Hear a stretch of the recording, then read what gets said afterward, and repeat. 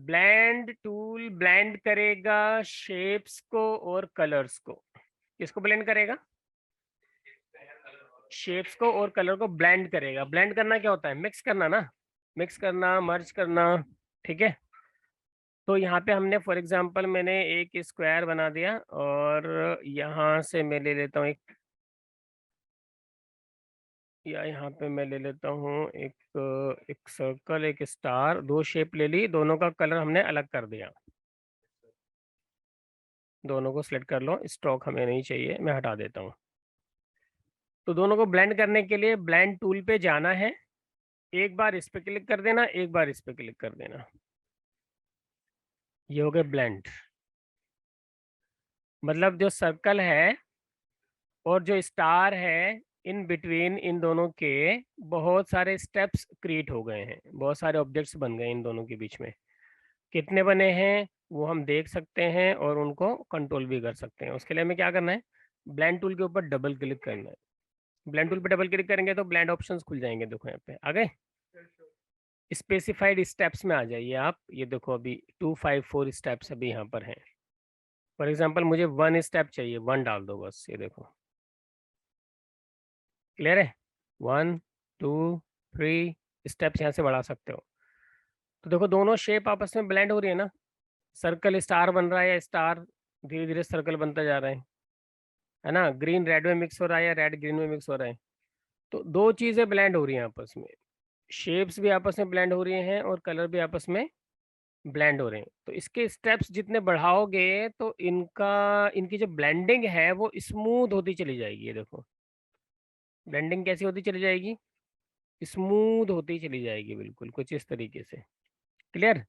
अब एक चीज ये है कि फर्स्ट एंड लास्ट ऑब्जेक्ट को हम मॉडिफाई कर सकते हैं। फर्स्ट एंड लास्ट मतलब जो हमने ओरिजिनल बनाए थे, एक ये बनाया था, एक ये बनाया था, तो बाद में हम इनको मॉडिफाई कर सकते हैं, सिलेक्ट कर सकते हैं, मूव कर सकते हैं। फॉर एग्जांपल अगर इसको स्केल भी करना है, एस फॉर स्केल, मैं इसको ऐसे स्केल भी कर लूंगा। तो ये सारे इन बिटवीन उसी के अकॉर्डिंग मॉडिफाई होते चले जाएंगे ना। ब्लेंडिंग करने का मतलब यही होता है। क्लियर है? चाहे आप इसको लो, चाहे आप स्टार को ले लो, स्टार को सिलेक्ट करो, एस फॉर स्केल, आप इसको बड़ा करो, छोटा करो। क्लियर है? शेप जैसे मॉडिफाई करोगे उसी के अकॉर्डिंग वो भी चेंज होता चला जाएगा।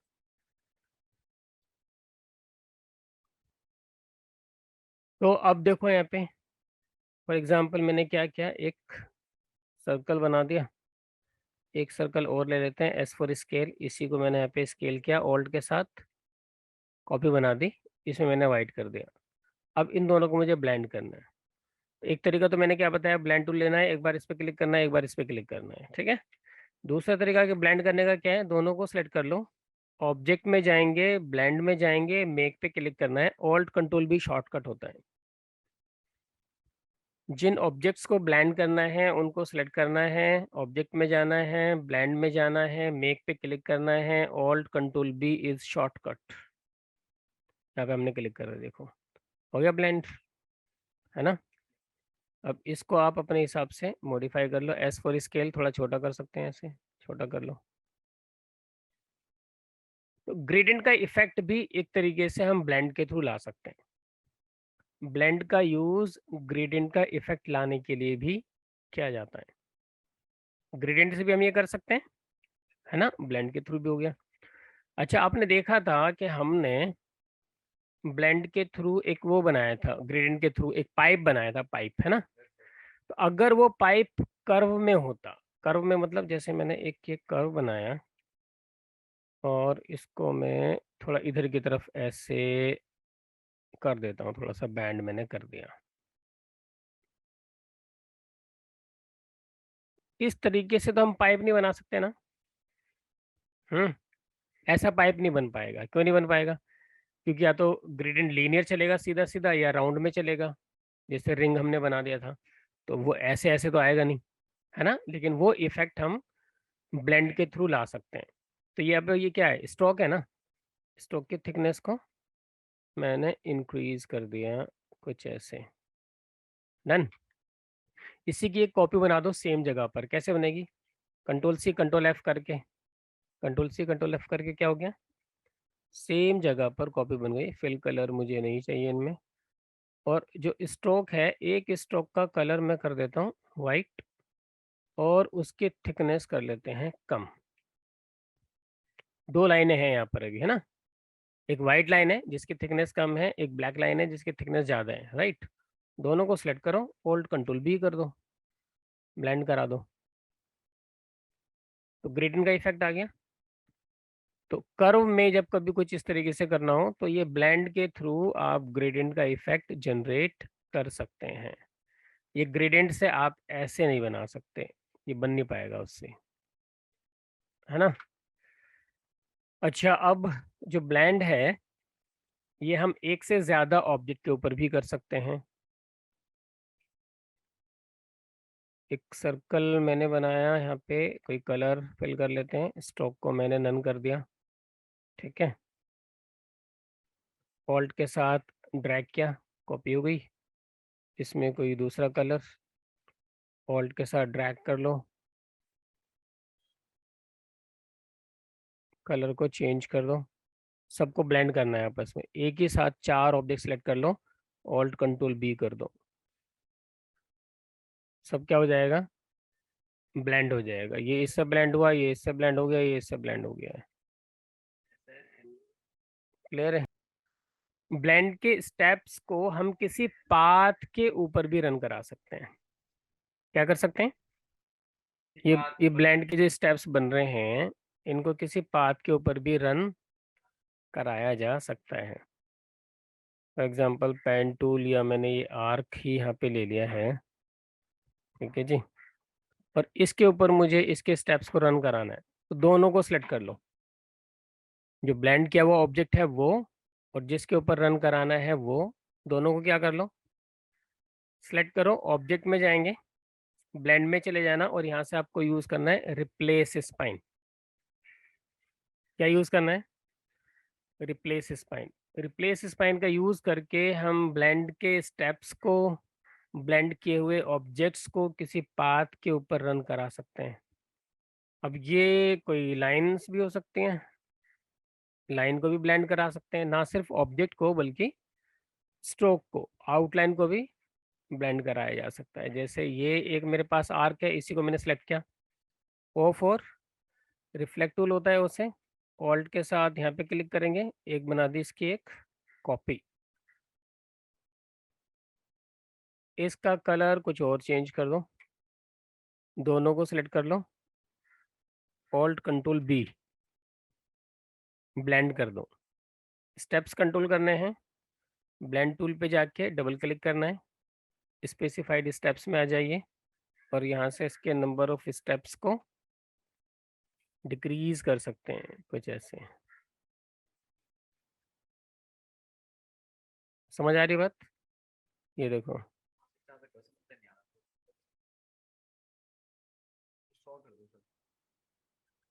क्लियर है बात, इसको ओके करो। बाद में हम चेंज कर ही सकते हैं फर्स्ट एंड लास्ट ऑब्जेक्ट को, राइट। डायरेक्ट सिलेक्शन टूल ले लो, ये क्या है, लाइन ही तो है ना। तो लाइन को पकड़ के आप जैसे चाहोगे वैसे वैसे मूव करा सकते हो। मैं पेन टूल ले लेता हूँ, एक पॉइंट और ऐड कर दिया इसमें, क्लिक करके ऐसे ड्रैग कर दो। इस वाली लाइन को ले लेते हैं, पेन टूल लिया, एक पॉइंट ऐड किया, और इसको भी क्या कर दो, कर्व बना दो कुछ ऐसे।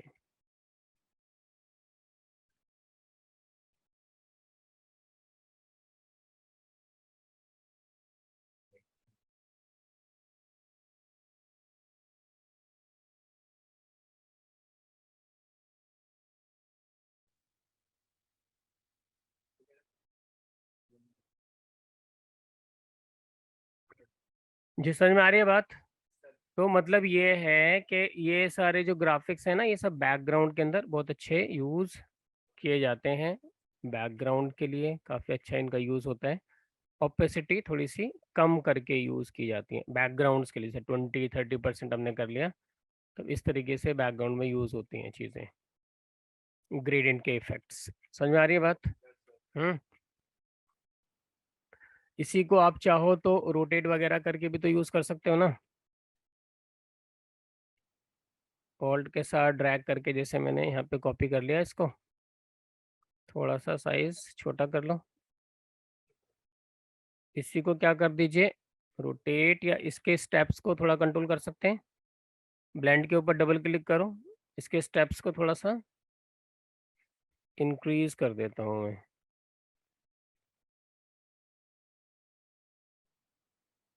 ओपेसिटी 30, 40, 50% कुछ ऐसे कर लो।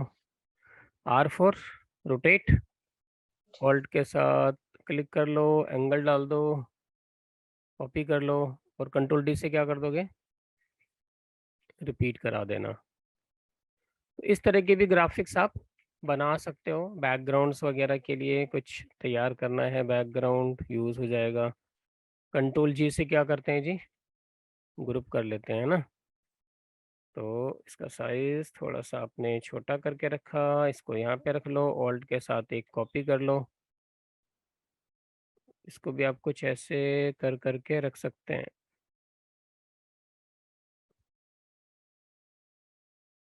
कोई बैकग्राउंड वगैरह बनाया जा सकता है।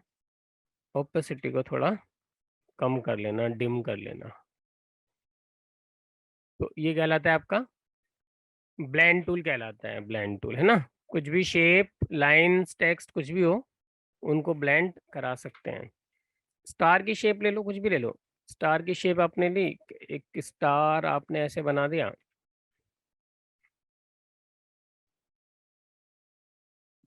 एस फॉर स्केल, उसको छोटा करा, ऑल्ट के साथ एक कॉपी, वाइट कलर कर लो,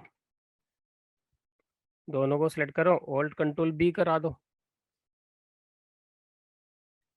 इस स्टार को सिलेक्ट करो, एस फॉर स्केल, डिपेंड करता है, बड़ा करना है आप बड़ा करके रखो, छोटा करना है छोटा कर सकते हो ऐसे, है ना। R4 रोटेट, रोटेट भी कर सकते हो। इसको थोड़ा सा मैंने बड़ा किया, इसको ऐसे रोटेट करा सकते हैं, ऐसे रोटेट करा दो। क्लियर है, तो मर्जी है आपको क्या करना है। ये यूज है आपका ब्लेंड टूल का, डन है जी। ब्लेंड के साथ है हमारे पास ग्राफ, कॉलम ग्राफ, है ना। ग्राफ बना सकते हैं। ग्राफ बनाने के लिए बस हमारे पास डेटा होना चाहिए। ग्राफ बनाने के लिए हमारे पास डेटा होना चाहिए, ग्राफ हमारा तैयार हो जाएगा। तो हमें क्या करना है, ग्राफ टूल पे क्लिक करना है, 8-9 इसके स्टाइल हैं। ग्राफ टूल पे गए, क्लिक करके ड्रैग कर देना, बस क्लिक करके ड्रैग कर दोगे, यहाँ पे आपका ग्राफ बन जाएगा और ये शीट खुल जाएगी जिसमें आप डेटा फीड कर सकते हो, राइट। तो पहला सेल है, इसको ब्लैंक रखना है। पहले सेल को क्या रखना है, ब्लैंक। अब यहाँ पे डेटा फीड करना है, इन्वर्टेड कॉमास में करना है, मतलब शिफ्ट के साथ, ये एंटर के साथ वाली जो की है वो यूज़ करनी है, ठीक है। और यहाँ पर देखो, जो भी स्टेट वाइज आप चाहते हैं, फॉर एग्जांपल आपने लिखा है यहाँ पे दिल्ली, पे दिल्ली आ गया है, और यहाँ पे मैं ले लेता हूँ जी पंजाब, दिल्ली, पंजाब, हरियाणा, केरला,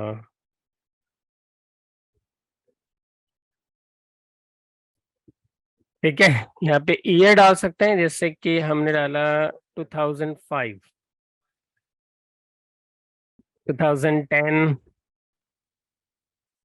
2015, ठीक है जी। अब ये कोई डेटा जो है किसी भी चीज़ के ऊपर हो सकता है, कोई लिटरेसी रेट हो सकता है, क्राइम रेट हो सकता है ना। तो दिल्ली में 2005 में जो क्राइम रेट था वो था 50% फॉर एग्जांपल, है ना। पंजाब में था 80%, केरला में था 20%, बिहार में था 90%। ये डेटा मैंने फीड कर दिया, जो भी है ना। ग्राफ बनाने के लिए डेटा होना चाहिए, बस डेटा हमने डाल दिया यहाँ पे। अब डेटा डालने के बाद यू कैन प्रेस एंटर और you can click on apply. Apply पे क्लिक करने से, अप्लाई पे क्लिक करने से क्या होगा, जो भी हमने डेटा फीड किया है उसी के बिहाफ पे हमारा जो ये ग्राफ है ये तैयार हो जाएगा। बस यहाँ पे क्लिक करना है। क्लियर है, ये हमारा ग्राफ हो गया तैयार। आर्ट बोर्ड से साइज थोड़ा सा मैंने बड़ा कर लिया है, ये बन गया। अब इस ग्राफ के अलग अलग ना स्टाइल है। ग्राफ के अलग अलग स्टाइल है, आपको क्या करना है, ग्राफ टूल पे जाके डबल क्लिक करना है, यहाँ पे ग्राफ टाइप खुल जाएगा, आप ये वाला टाइप यूज़ कर लो, ओके करो, ठीक है। डेटा वही रहेगा, टाइप अलग अलग है, जो भी टाइप आपको यूज़ करना है ग्राफ का जो भी स्टाइल आपको यूज़ करना है, पाई वाला स्टाइल भी आपको मिल जाएगा, पाई वाला यूज़ कर सकते हो, ये रडार वाला कहलाता है, ठीक है। अलग अलग स्टाइल हैं, तो कोई भी स्टाइल आप यूज़ कर सकते हो, डेटा सेम रहने वाला है, ठीक है। अब फॉर एग्जांपल मैंने डेटा फीड कर दिया, ग्राफ भी मेरा तैयार हो गया, बाद में रियलाइज़ हुआ कि डेटा गलत हो गया है या डेटा कुछ अपडेट हुआ है, हमें डेटा थोड़ा चेंज करना है। तो अब उसके लिए क्या करेंगे, इसको हमें सिलेक्ट करके रखना है, और वो शीट हमें कहाँ से मिलेगी, उसके लिए हमें जाना है ऑब्जेक्ट में, और हम जाएंगे ग्राफ में, और यहाँ पे आएंगे डेटा में, है ना। अब यहाँ पे जाके, अच्छा अब एक चीज़ ये कि फॉर एग्जांपल जैसे स्टेट यहाँ पर आ रहे हैं, ईयर यहाँ पर आ रहे हैं, मैं चाहता हूँ कि ये स्टेट इधर आ जाए, ईयर इधर चला जाए, है ना। तो यहाँ से ट्रांसपोज का भी ऑप्शन आता है, ट्रांसपोज रो कॉलम, यहाँ पे क्लिक करने से देखो ये चेंज हो जाएगा, यहाँ पे क्लिक करके देखो आ गए, स्टेट इधर आ गए, ईयर इधर आ गए। अब यहाँ पे भी अगर अप्लाई करना है तो यहाँ पे अप्लाई कर दो बस, क्लियर। अब डेटा चेंज आपको करना है, फॉर एग्जांपल कुछ भी, यहाँ पे गए, मैंने इसको यहाँ पे क्या किया, अपने हिसाब से कुछ चेंज कर दिया, यहाँ पे गए, इसको कुछ और किया, इसको कुछ और, इसको कुछ और, ऐसे डेटा मैंने चेंज कर दिया। डेटा चेंज करने के बाद अब अपडेट कैसे होगा, दोबारा से फिर यहाँ पे अप्लाई पे क्लिक कर दो, तो जो डेटा चेंज किया होगा उसी के अकॉर्डिंग ये ग्राफ आपका अपडेट हो जाएगा। समझ में आ गई बात। बाकी कलर वलर अगर आपको चेंज करना है तो जैसे 2005 का ये दिखा रहा है, कलर को सिलेक्ट कर लो, और जो भी आपको ग्रे या कुछ ग्रीन कुछ भी करना है वो कलर चेंज कर ही सकते हैं। डन, समझ में आई बात, ग्राफ कैसे बना सकते हैं, राइट। इसके बाद अब हमें क्या करना है, यहाँ पे होता है हमारे पास सिंबल स्प्रे टूल। कौन सा टूल है जी, सिंबल स्प्रे टूल है। सिंबल स्प्रे टूल का काम होगा सिंबल्स को स्प्रे कराना। सिंबल्स पैलेट खोल लो पहले, कंट्रोल शिफ्ट F11 होता है, कंट्रोल शिफ्ट F11 शॉर्टकट है सिंबल पैलेट का। यहाँ पे जो ब्रश है इसका साइज हम ऐसे ही छोटा बड़ा कर सकते हैं, कंट्रोल के साथ, सॉरी ओपन स्क्वायर ब्रैकेट से ब्रश का साइज छोटा होगा और क्लोज स्क्वायर ब्रैकेट से बड़ा हो जाएगा, क्लियर। साइज यहाँ से छोटा या बड़ा हम कर सकते हैं। अब ये सारे सिंबल्स हैं, डिफ़ॉल्ट सिंबल्स यही आपको यहाँ पे दिखाई देंगे, तो आपको बस यहाँ पे क्लिक करना है, सिंबल को सिलेक्ट करना है और क्लिक करके ड्रैग कर देना है। तो सिंबल्स स्प्रे हो रहे हैं, जैसे हमने लास्ट टाइम में कुछ ग्रास वगैरह ली होगी शायद, है ना, पर्सपेक्टिव में। यहाँ पे गए और यहाँ पे देखो ये बहुत लंबी लिस्ट है, ये जैसे ब्रशेस की लिस्ट लंबी थी, इसी तरीके से यहाँ पे इन सिंबल्स की भी बहुत लंबी लिस्ट है। आप यहाँ पर आ सकते हैं, ठीक है, और यहाँ पे आप क्लिक करें, ये सारे क्या हैं, सारे सिंबल्स कहलाते हैं। किसी भी सिंबल्स को लेके आप स्प्रे की तरह यूज कर सकते हो।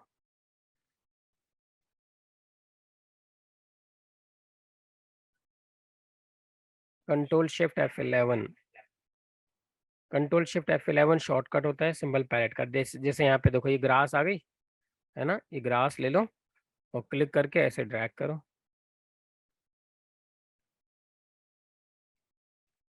तो ग्रास को एक तरीके से स्प्रे करा सकते हैं। ये वाली ग्रास आपको लेनी है, आप ये वाली ग्रास ले लो।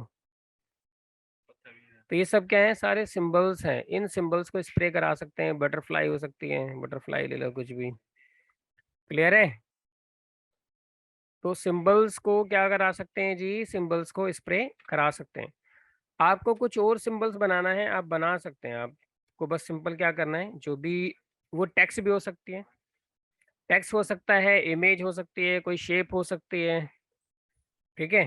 फॉर एग्जांपल यहाँ पे मैंने TGC लिख दिया और इसी को मुझे सिंबल बनाना है। तो मुझे करना क्या है, जो सिंबल पैलेट हमारा है बस इसमें ड्रैग एंड ड्रॉप करना है, ओके करना है, सिंबल बन जाएगा आपका, ठीक है। अब आप सिंबल स्प्रे टूल ले लो यहाँ से और TGC को ऐसे स्प्रे करा सकते हो। समझ रहे हो बात को। इमेज हो सकती है, इमेज को ड्रैग कर दो, इमेज सिंबल बन जाएगा, ठीक है। कोई शेप हो सकती है, उसको आप सिंबल बना सकते हो। तो ये सारी चीजें होती हैं, तो अब आपको क्या करना है, कोई भी एक सिंबल ले लेना है और सिंबल्स को इस तरीके से हम स्प्रे करा सकते हैं। डन। सिंबल स्प्रे कराने के बाद यहाँ पे क्या है, सिंबल शिफ्टर टूल। कौन सा है? सिंबल शिफ्टर टूल सिंबल्स को शिफ्ट करने के काम आएगा। ऐसे ऐसे सिंबल्स को हम शिफ्ट करा सकते हैं।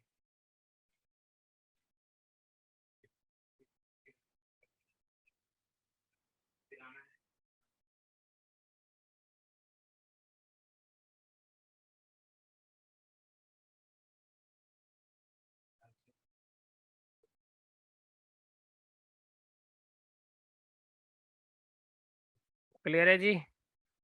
तो सिंबल शिफ्टर टूल से हम क्या कर रहे हैं, सिंबल्स को शिफ्ट कर पा रहे हैं। कौन सा सिंबल हमें कहाँ पे लगाना है, कुछ ऐसे ऐसे करके। Symbol shifter tool. इसी के साथ क्या है, सिंबल स्क्रंचर। सिंबल स्क्रंचर क्या करेगा, रिड्यूस द गैप, गैप को कम करेगा, इनको कंडेंस करेगा, पास लेके आएगा ऐसे, है ना। अच्छा, ऑल्ट के साथ काम करेंगे ना, ऑल्ट हमेशा अपोजिट काम करता है। अगर आपको गैप चाहिए इनके बीच में तो आप ऑल्ट के साथ क्लिक करना। तो ऑल्ट क्या करेगा, गैप जनरेट करेगा, इनको थोड़ा डिस्टेंस जनरेट करेगा, थोड़ा दूर दूर चले जाएंगे सिंबल्स। क्लियर? ऑल्ट के साथ करने पर ऐसा होगा। ऑल्ट हमेशा क्या करेगा, अपोजिट काम करेगा, अपोजिट। सिंबल साइजर, कौन सा टूल है? Symbol scissor. सिंबल साइजर क्या करेगा जी, साइज को बड़ा करता है सिंबल्स, ये साइज बड़ा होगा कुछ ऐसे, साइज बड़ा हो रहा है, छोटा करना है तो ऑल्ट के साथ क्लिक करो। ऑल्ट के साथ क्लिक करने से सिंबल्स का साइज छोटा हो जाएगा। क्लियर है बात?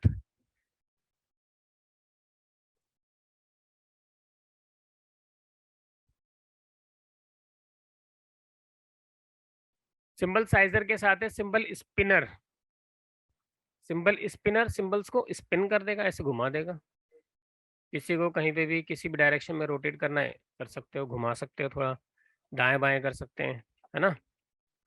Symbol spinner. Symbol stainer. Symbol stainer से इसकी टोन चेंज की जा सकती है।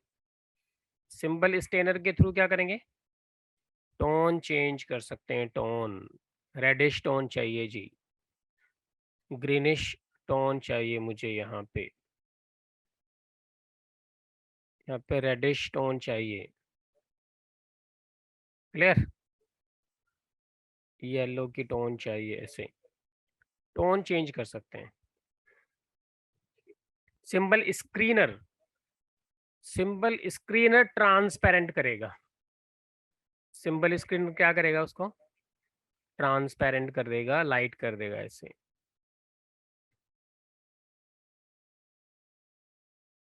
और अगर मैं ऑल्ट के साथ यूज करूं तो वापस ओपैक कर देगा। ट्रांसपेरेंट का अपोजिट क्या होता है, ओपैक। क्लियर है? इसके साथ है सिंबल स्टाइलर। कौन सा टूल है, सिंबल स्टाइलर। सिंबल स्टाइलर क्या करेगा, सिंबल्स में स्टाइल्स को अप्लाई करेगा। कोई भी स्टाइल, कौन से स्टाइल, ग्राफिक स्टाइल होते हैं। शिफ्ट F5 शॉर्टकट होता है, शिफ्ट F5 शॉर्टकट होता है किसका, ग्राफिक स्टाइल का। विंडो के अंदर आपको सारी चीजें मिल जाएंगी, सारे पैनल सब यहीं पे होते हैं। Graphic style, shift F5। Clear है? शिफ्ट F5 किया, अब यहाँ से जो भी स्टाइल आपको चाहिए स्टाइल ले लो और इस पे जाके क्लिक कर दो, तो वो स्टाइल इसके ऊपर अप्लाई हो गया, सिंबल्स के ऊपर, है ना। तो ना सिर्फ सिंबल के ऊपर, किसी भी ऑब्जेक्ट के ऊपर आप इन ग्राफिक स्टाइल को यूज कर सकते हो, है ना।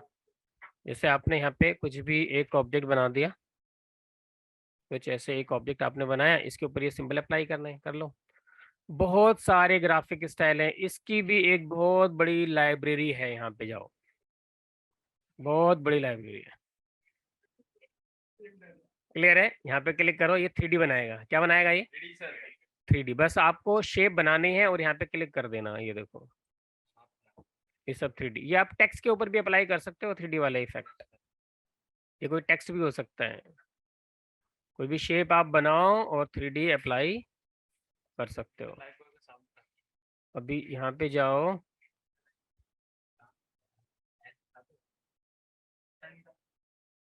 बहुत सारे स्टाइल हैं, आप किसी भी स्टाइल का यूज कर सकते हो। ये आर्टिस्टिक इफेक्ट हैं, आप इनका यूज कर सकते हो। क्लियर है? यहाँ पे जाइए नेक्स्ट, ये बटन्स वगैरह ये सब ग्रेडियंट है, सब बने बनाए आपको यहाँ पे मिल जाएंगे ग्रेडियंट के इफेक्ट्स। देखो यहाँ पे जाओ, ये भी है, इनका यूज करो, इसका यूज करो, इसका यूज करो, इसका यूज करो। क्लियर है? नियॉन इफेक्ट यूज करो, नियॉन, ये देखो, आप टेक्स्ट के ऊपर भी यूज कर सकते हो।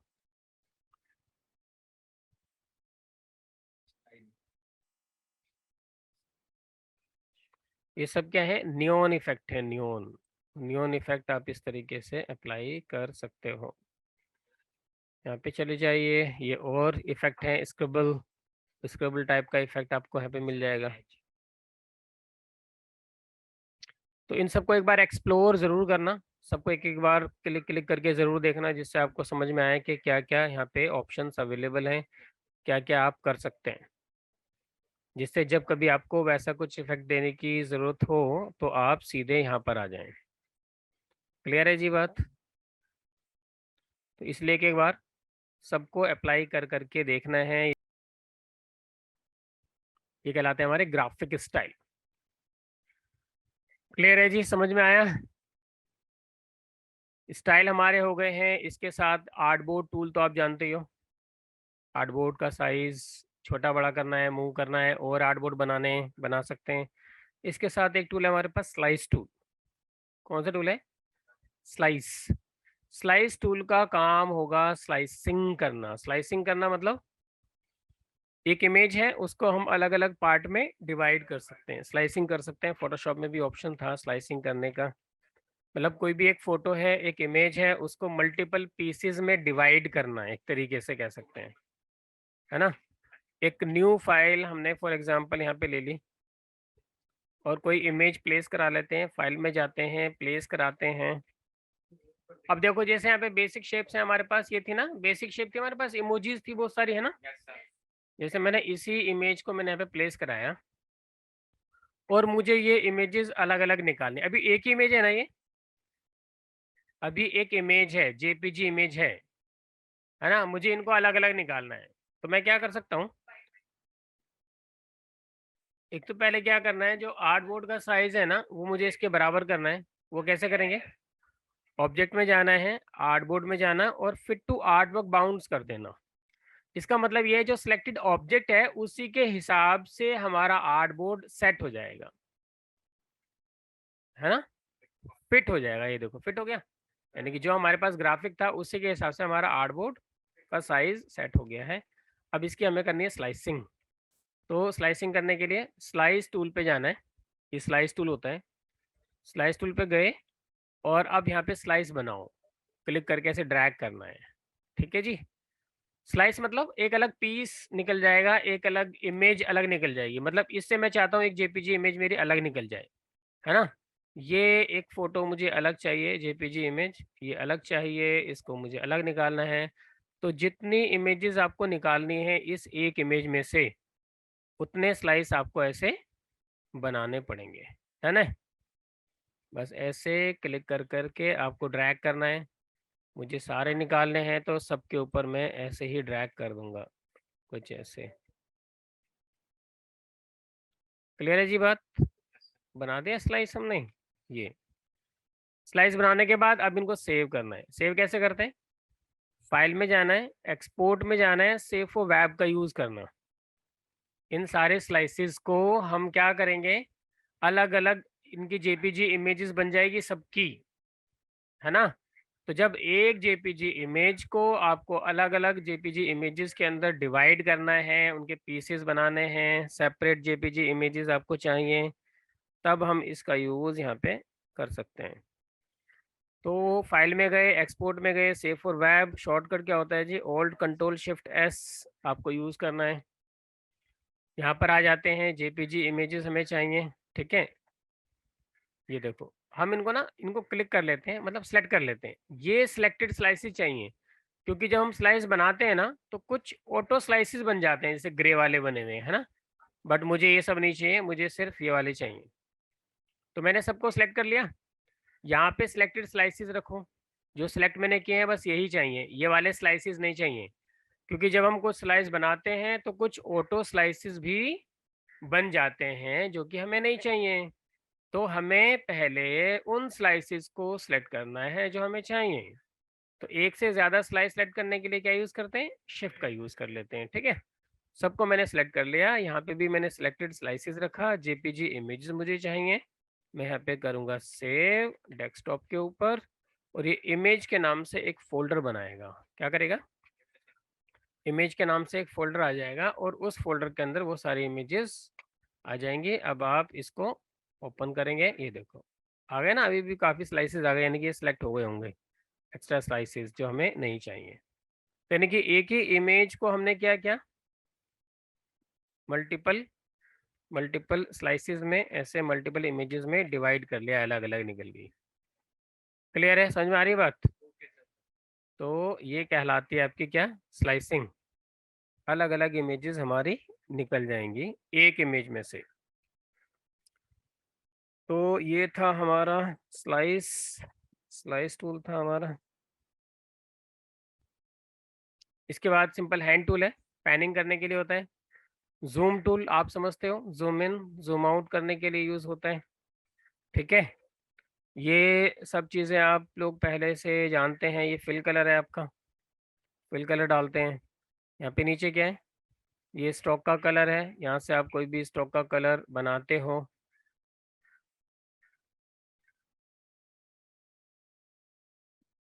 दूसरा कलर ले लेता हूँ, ठीक है। यहाँ पर ये जो एरो है ये क्या है, शिफ्ट एक्स का ही शॉर्टकट है। कलर को स्वैप करना, मतलब फिल कलर स्टॉक में और स्टॉक का कलर फिल में। और यहाँ पे जो शॉर्टकट है वो डिफ़ॉल्ट कलर का है, डी। डिफ़ॉल्ट कलर मतलब ब्लैक एंड वाइट, ये कुछ इस तरीके से आता है। डन। तो यहाँ पे ये है सॉलिड कलर, ये होता है ग्रेडियंट, मतलब इसमें ग्रेडियंट आ जाएगा, ये होता है नन करने के लिए, फिल, ग्रेडियंट और नन, ठीक है। अब यहाँ पे इसके नीचे 3 ऑप्शन यहाँ पे और हैं, इनका रोल देखो क्या होता है।